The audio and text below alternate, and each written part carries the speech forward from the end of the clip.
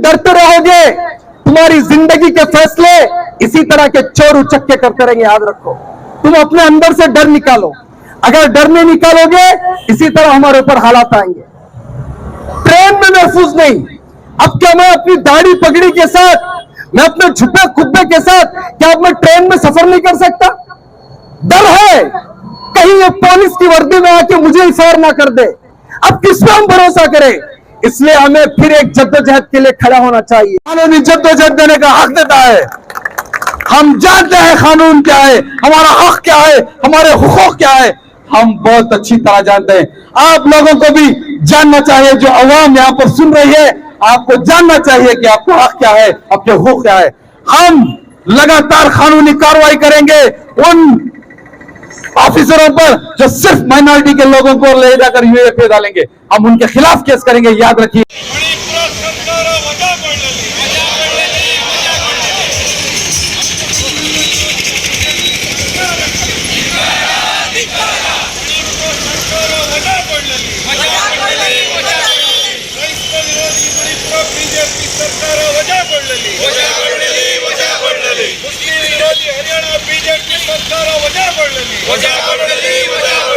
ಅಲ್ಪಸಂಖ್ಯಾತ ವಿರೋಧಿ ಬಿಜೆಪಿ ಸರ್ಕಾರಗಳಿಗೆ ಧಿಕ್ಕಾರ, ಧಿಕ್ಕಾರ. ಕ್ರೈಸ್ತ ವಿರೋಧಿ ಮಣಿಪುರ ಬಿಜೆಪಿ ಸರ್ಕಾರಕ್ಕೆ ಧಿಕ್ಕಾರ, ಧಿಕ್ಕಾರ. ಅಲ್ಪಸಂಖ್ಯಾತ ವಿರೋಧಿ ಹರಿಯಾಣದ ಬಿಜೆಪಿ ಸರ್ಕಾರಕ್ಕೆ ಧಿಕ್ಕಾರ, ಧಿಕ್ಕಾರ. ವಜಾಗೊಳ್ಳಲಿ, ವಜಾಗೊಳ್ಳಲಿ, ವಜಾಗೊಳ್ಳಲಿ, ವಜಾಗೊಳ್ಳಲಿ. ಬಿಜೆಪಿ ಸರ್ಕಾರಗಳು ವಜಾಗೊಳ್ಳಲಿ, ಬಿಜೆಪಿ ಸರ್ಕಾರ ವಜಾಗೊಳ್ಳಲಿ, ವಜಾಗೊಳ್ಳಲಿ, ವಜಾಗೊಳ್ಳಲಿ, ವಜಾಗೊಳ್ಳಲಿ, ವಜಾಗೊಳ್ಳಲಿ. ಹರಿಯಾಣ ಬಿಜೆಪಿ ಸರ್ಕಾರ ವಜಾಗೊಳ್ಳಲಿ, ಹರಿಯಾಣ ಬಿಜೆಪಿ ಸರ್ಕಾರ ವಜಾಗೊಳ್ಳಲಿ. ಹರಿಯಾಣದ ಅಲ್ಪಸಂಖ್ಯಾತ ವಿರೋಧಿ ಬಿಜೆಪಿ ಸರ್ಕಾರ ವಜಾಗೊಳ್ಳಲಿ, ವಜಾಗೊಳ್ಳಲಿ, ವಜಾಗೊಳ್ಳಲಿ. ಕ್ರೈಸ್ತ ವಿರೋಧಿ ಮಣಿಪುರ ಬಿಜೆಪಿ ಸರ್ಕಾರ ವಜಾಗೊಳ್ಳಲಿ, ವಜಾಗೊಳ್ಳಲಿ, ವಜಾಗೊಳ್ಳಲಿ. पीट पीट कर मारा जाए और जय श्री राम के नारे बोलने लगाए, कुछ भी कर ले, कोई पूछने वाला नहीं। भाइयों दोस्तों, कोई पूछने वाला नहीं है। इसलिए इनकी हिम्मत अफजाई, हौसले बढ़ रहा है। इन्हें कोई कानूनी कार्रवाई नहीं हो रही है। और जो ये भीड़, बेड़ियों की भीड़ आकर हमले करती है, लोगों के कारोबार जलाते हैं, घर जलाते हैं, मारते हैं, पीटते हैं। जब लोग अपनी सेल्फ डिफेंस में उन्हें रोकने की कोशिश करते हैं, उनके खिलाफ मुकाबला करते हैं, उन्हीं लोगों को पकड़कर यूएपीए में डाला जाता है। जो आकर बाहर से आकर जुल्म करते हैं, छेड़छाड़ करते हैं, मस्जिदों के सामने अपना नंगा नाच नाचते हैं, उन्हें कोई पूछ नहीं है। भाइयों दोस्तों, कोई पूछ नहीं है। मैं यहां डिपार्टमेंट से भी पूछता हूं, क्या ये सिर्फ कानून यूएपीए वगैरह वगैरह ये नहीं है, सिर्फ माइनॉरिटीज के लिए है? मैंने देखा हरियाणा में 200-300 लोगों को बकरों की, भेड़ों की तरह जीप में भरकर, वैनों में भरकर, बसों में भरकर ले गए और रो रहे हैं, गिड़गिड़ा रहे हैं, कह रहे हैं कि हम कमाने वाले हैं। अगर हमें जेलों में सलाखों के पीछे डाला गया तो हमारे घर में चूल्हा भी नहीं जलेगा। इतनी भी उन्हें इंसानियत नहीं कि उनके बारे में तफ्तीश कर कर पकड़ा जाए। और जो आकर आगजनी किए, पत्थर बरसाए, दंगे फसाद किए, वो लोगों को मारा पीटा, देखते ही देखते सैकड़ों गाड़ियों को आग लगा दी। वो कहां है? कौन सी जेल में है? कौन सा एनआईए उनके पीछे इन्वेस्टिगेशन कर रहा है? कौन सा यूएपीए का कानून उन्हें लगाया गया है? कोई नहीं भाइयों, कोई नहीं। जो सेल्फ डिफेंस कर रहे हैं, जो अपनी चीज की हिफाजत कर रहे हैं, जो अपने मां बच्चों की, औरतों की इज्जत आबरू की हिफाजत कर रहे हैं, उन्हें यूएपीए लगा जाता है। यह है आज के हिंदुस्तान का दस्तूर, कानून। ऐसा है, क्या करेंगे, कैसे रोकेंगे? कोई है जवाब आपके पास?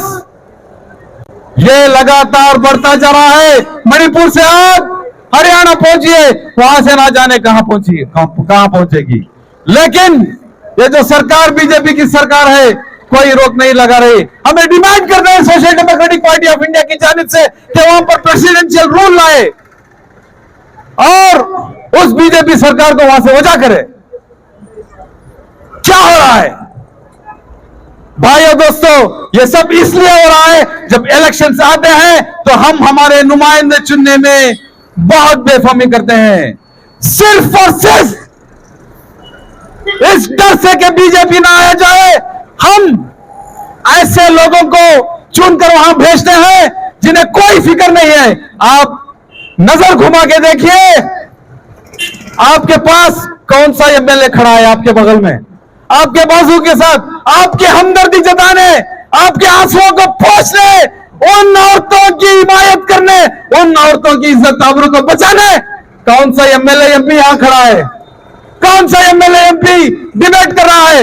कौन सा एमएलए एमपी पार्लियामेंट में, ऐवानों में अपनी आवाज बुलंद कर रहा है? मुझे बताइए, जवाब दीजिए। आए हिंदुस्तान के बाशिंदों, उदयगिरी के बाशिंदों, वोटर्स, यहां के सिटीजन्स जो 5 साल में एक बार ऐसे बुज़दिलों को, कायरों को चुनकर भेजते हैं, कहते हैं कुछ भी हो जाए, वो कुछ नहीं करे तो परवाह नहीं, हमें उनको भेजेंगे करके। आज उसका नतीजा आपके सामने है। औरतों की सरेआम बेहुरमती की जा रही है, उनकी इज्जत आबरू लूटी जा रही है। कौन है, कहां है हमारे नुमाइंदे, कारपोरेटर, एमएलए, एमपी कहां है? प्राइम मिनिस्टर कहां है? भाइयों, बुजुर्गों, दोस्तों, 5 साल में एक बार जो मौका आपको दिया जाता है उसका भरपूर फायदा उठाना चाहिए। जो जुल्म सितम, जो नफरत की आंधी और जो लाकानून हमारे ऊपर लागू किए जाते हैं, जिससे दंगे फसाद हो रहे हैं, किसानों के ऊपर कानून की लागू किया, 1 साल तक दिल्ली के चिलचिलाती धूप में और ठंड में हमारे अन्नदाता, हमारे किसान अपनी जान को गंवाते रहे, 1000 आदमियों ने शहादत दी, लेकिन उफ भी नहीं किया बीजेपी सरकार ने। वो तो यूपी का इलेक्शन आ गया, वरना आज भी वो किसान दिल्ली के आसपास अपनी जान गंवाते, अपने बीवी बच्चों को घर में छोड़कर वहां पर एहतजाज करते दिखाई देते, लेकिन कुछ नहीं होता। शुक्र करो कि यूपी का इलेक्शन आ गया तो उसे रोका गया, उन्हें कैसे ही रफा दफा किया गया। मुसलमानों पर अलग अलग कानून लगाते हैं, यूनिफॉर्म सिविल कोड, ट्रिपल तलाक, एंटी कन्वर्शन लॉ, पीस बैन, अभी मणिपुर में एसटी लोगों को, मैती लोगों को एसटी कैटेगरी में लाने का एक ऐलान किया गया। ना किसी से पूछताछ, ना किसी से डिस्कशन, ना किसी से राय मशवरा, अरे जो चाहे थोप दो। ये भी कोई बात है? ये कोई डेमोक्रेसी है, प्रजाप्रभुत्व है, संविधान है? जो भी चाहे किसी को भी थोप दो, और उसका नतीजा आप देख रहे हैं कि मणिपुर जल रहा है। यहां हमारे क्रिश्चियन कम्युनिटी वाले भी हैं, उनके खिलाफ एंटी कन्वर्शन लॉ थोप दिया गया, बीफ बैन थोप दिया गया। अरे खाओगे क्या? अगर खाने की चीजों पर आप इतना रोक टोक करोगे, उन्हें पकड़ोगे, उन्हें लग जाकर जेलों में रहोगे, तो खाओगे क्या? गरीब क्या खाएगा?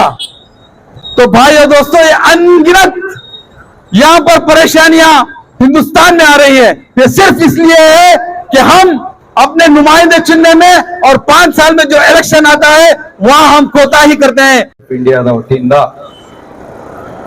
ರಾಜ್ಯದಾದ್ಯಂತ ಇಡೀ ಭಾರತದಲ್ಲಿ ಸೃಷ್ಟಿಯಾಗಿರುವ ಅರಾಜಕತೆಯ ವಿರುದ್ಧ ಏನು ಪ್ರತಿಭಟನೆ ನಡೀತಾ ಇದೆ, ಅದರ ಅಂಗವಾಗಿ ಮೈಸೂರು ಜಿಲ್ಲಾ ಎಸ್ಡಿಪಿ ಪಕ್ಷದ ವತಿಯಿಂದ ಇಂದು ಇಲ್ಲಿ ಸೇರಿರುವ ಎಲ್ಲ ನನ್ನ ಸ್ನೇಹಿತರುಗಳಿಗೆ, ಹಿರಿಯರಿಗೆ, ಸಂಗಾತಿಗಳಿಗೆ ಸ್ವಾಗತವನ್ನು ಕೋರುತ್ತಾ, ಸ್ನೇಹಿತರೆ, ಇಡೀ ದೇಶದಲ್ಲಿ ಕೇಂದ್ರದ ಬಿಜೆಪಿ ಸರ್ಕಾರ ಏನಿದೆ ಅದನ್ನು ವಿರೋಧಿಸುವವರನ್ನು, ಅದರ ಬಗ್ಗೆ ಪ್ರಜಾಪ್ರಭುತ್ವದ ರೀತಿಯಲ್ಲಿ ಸ್ವಾತಂತ್ರ್ಯ ಏನಿದೆ ಅದಕ್ಕೆ ಅನುಗುಣವಾಗಿ ಬಿಜೆಪಿ ಸರ್ಕಾರದ ನೀತಿಗಳ ವಿರುದ್ಧ ಮಾತನಾಡುವವರನ್ನು, ಹೋರಾಟ ಮಾಡುವವರನ್ನು ಹೆಕ್ಕಿ ಹೆಕ್ಕಿ ದಮನಿಸಲು ಆಗಿಂದಾಗೆ ನಿರಂತರ ಪ್ರಯತ್ನ ನಡೆಯುತ್ತಿದೆ. ಅದು ರೈತರೇ ಆಗಿರಬಹುದು, ಅಲ್ಪಸಂಖ್ಯಾತರೇ ಆಗಿರಬಹುದು, ಕಾರ್ಮಿಕ ವರ್ಗವೇ ಆಗಿರಬಹುದು, ಯಾರನ್ನೂ ಕೂಡ ಈ ಬಿಜೆಪಿ ಸರ್ಕಾರಗಳು ಬಿಡುತ್ತಿಲ್ಲ. ಇವರ ಅಜೆಂಡಾಗಳಿಗೆ ವಿರೋಧಿಯಾಗಿರುವ ತನ್ನ ಸ್ವಂತ ಪಕ್ಷದ ನಾಯಕರುಗಳನ್ನೂ ಮೂಲೆಗುಂಪು ಮಾಡುವ ಇವರ ದ್ವೇಷದ ಪ್ರವೃತ್ತಿ ಏನಿದೆ, ಅದು ಇವರ ಜನ್ಮತಃ ಸ್ವಭಾವ ಆಗಿದೆ. ಈ ರೀತಿಯ ದ್ವೇಷದ ಸ್ವಭಾವ ನಮ್ಮ ದೇಶದ ಮತ್ತು ದೇಶದ ಅನೇಕ ರಾಜ್ಯಗಳ ಆಡಳಿತ ತನ್ನ ಕಪಿಮುಷ್ಟಿಯಲ್ಲಿ ಹಿಡಿದಿಟ್ಟಿರುವ ಬಿಜೆಪಿಯ ಕಾರಣದಿಂದಾಗಿ ದೇಶದಲ್ಲಿ ಒಂದು ರೀತಿಯ ಅರಾಜಕತೆ ಉಂಟಾಗಿದೆ. ಇದೇ ರೀತಿ ಮುಂದುವರಿದಲ್ಲಿ ನಮ್ಮ ದೇಶ ಏನು ಸ್ವಾತಂತ್ರ್ಯ ಪೂರ್ವದಲ್ಲಿ ತುಂಬಾ ಸದೃಢವಾದ ಭಾರತವನ್ನು ಕಟ್ಟಬೇಕು ಎಂಬ ಏಕೈಕ ಮಂತ್ರವನ್ನು ಇಟ್ಟುಕೊಂಡು ಸ್ವತಂತ್ರ ಭಾರತಕ್ಕಾಗಿ ಎಲ್ಲರೂ ಸೇರಿ ಏನು ಹೋರಾಟ ಮಾಡಿ ಈ ಭಾರತವನ್ನು ಗಳಿಸಿಕೊಂಡರೋ, ಅದಾದ ನಂತರ ಇಲ್ಲಿಯವರೆಗೆ ಒಗ್ಗಟ್ಟು ಏನು ಕಾಪಾಡಿಕೊಂಡು ದೇಶದ ಅಸ್ತಿತ್ವವನ್ನು, ದೇಶದ ಪ್ರಜಾಪ್ರಭುತ್ವವನ್ನು, ದೇಶದ ಸಂವಿಧಾನವನ್ನು ಉಳಿಸಿಕೊಂಡು ಬರಲಾಗಿದೆಯೋ ಅವೆಲ್ಲವೂ ಕೂಡ ಅಪಾಯಕ್ಕೆ ಹೋಗುವ ಕಾಲ ದೂರ ಇಲ್ಲ. हमारी मासूम बहनों को, हमारी क्रिश्चियन बहनों को रेप किया जा रहा है, लेकिन इस मुल्क का गुंडा प्रधानमंत्री, इस मुल्क का गुजरात का कातिल प्रधानमंत्री कोर्ट में से क्लीन चिट दी हो न दी हो, लेकिन तारीख याद रखेगी इस मुल्क का वजीर आजम कातिल है, रहेगा, और इससे बड़ा टेररिस्ट कोई नहीं है इस मुल्क में। इस मुल्क का प्रधानमंत्री अपने कार्यकर्ता को 3 अगस्त को अपने कार्यकर्ता को कहता है कि तुम रक्षाबंधन के दिन जाकर मुस्लिम बहनों से राखी बंधवाना। मुस्लिम बहनों से राखी बनाने की बात नरेंद्र मोदी करता है। वही नरेंद्र मोदी को क्या मणिपुर में जलने वाली हमारी बहनें नजर नहीं आती? क्यों आज तक उसने मुंह नहीं खोला? इससे पता चला कि आरएसएस का एजेंडा बहुत खतरनाक है। मैं इसलिए अपनी कौम से कहना चाहता हूं कि उठ खड़े हो। कब तक हमारे लीडरों पर भरोसा करते रहेंगे? हुबली में अभी कर्नाटका में कांग्रेस हुकूमत आई, कांग्रेस गवर्नमेंट 5 अपने उसूल लेकर आई थी। उसमें इन्होंने चावल 2000 रुपए, ठीक है देना चाहिए, सबको देना चाहिए, हम इसका इस्तेमाल करते हैं, स्वागत करते हैं, लेकिन इन्होंने कहा था कि हम बजरंग दल को बैन करेंगे। क्यों? सीट पर बैठते तुम्हारे जीजा बजरंग दल वाले तुम्हें याद आ गए? क्यों उनको बैन नहीं करते? याद रखो, मैं पूरी भारत के लोगों से कहना चाहता हूं, अगर इस मुल्क में कोई टेररिस्ट, दहशतगर्द है तो सिर्फ और सिर्फ आरएसएस बजरंग दल है टेररिस्ट। इसके खिलाफ तुम कार्रवाई करो। पुलिस वाले हरियाणा की मेवात के मुसलमानों को घरों में घुस के पकड़ रहे हैं, मासूम बच्चों को पकड़ रहे हैं। दिल्ली में जो कल तक काम करने वाला था वो घर आया, उसने पत्थर भी नहीं फेंके, उनको पकड़ रहे हैं। क्यों? आरएसएस बजरंग दल वाले तुम्हें नजर नहीं आते? क्या रिश्ता है तुम्हारा आरएसएस बजरंग दल से? जबकि तुम भारत के लोगों के, जनता का टैक्स का पैसे से तुम तनख्वाह ले रहे हो, तुम आरएसएस के नौकर चाकर नहीं हो। मैं एसडीपी से कहना चाहता हूं इस प्लेटफॉर्म से कि पुलिस वाले भी अपने अंदर जितने आरएसएस के चड्डीधारी बेटे इन सबको रास्ते पर निकालें, वरना ये देश को तबाह बर्बाद करके रख देंगे। मीरठ में आपने देखा होगा, मीरठ में 14 साल के मदरसे के बच्चों के अंदर 14 साल के मदरसे का बच्चा अपने घर को मछली लेके जा रहा है पकाने के लिए।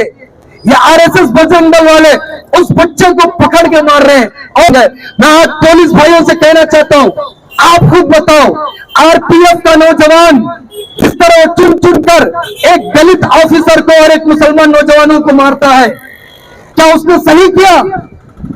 क्या वो देश विरोधी नहीं है? क्या संविधान विरोधी नहीं है?